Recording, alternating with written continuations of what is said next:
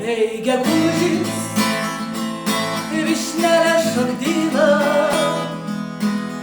reikia jauna vardė, puošia žiedais, sulos svaiginančio, galvėm vyno, su netikrais, geltonumo nuodais.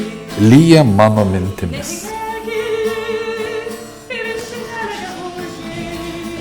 Lyja. Pralėkė susigūžus diena, taškydama šaligatvių duobėse susikaupusi dar nepanaudotą laiką. Mano. Žodžiai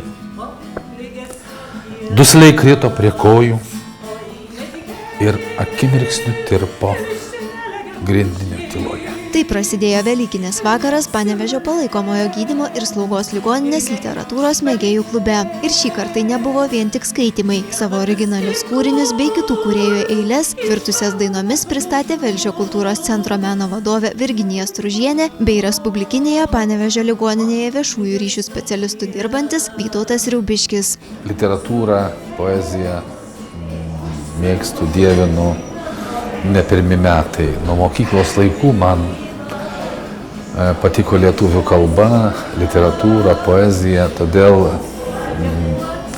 visada mielai dalyvauju tokiuose renginiuose ir kai tik tai galiu, tai tikrai būnu.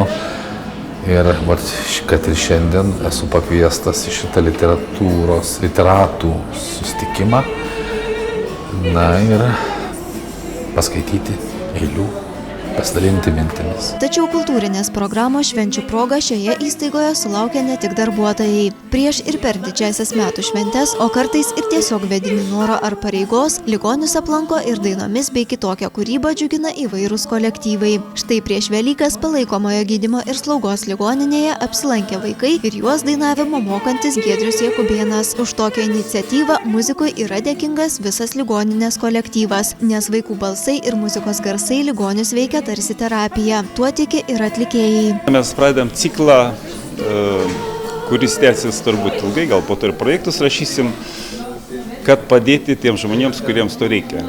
Nes šiaip, žinot, dabar muzikos iš tikrųjų perpildytos rinkos ir eteriai, o tiem, kam iš tikrųjų reikia gyvos, nuoširdžios, arba šiek tiek ir terapinės, ir kažkiek klasikinės ir įvairesnės muzikos, šito labai stinga.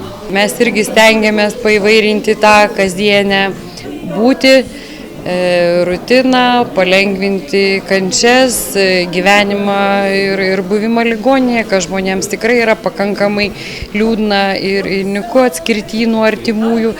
Tai pradeda lankyti geri žmonės, kurie nori pasidalinti savo širdies šilumą, praskaidrinti, ateina vaikai padainuoti.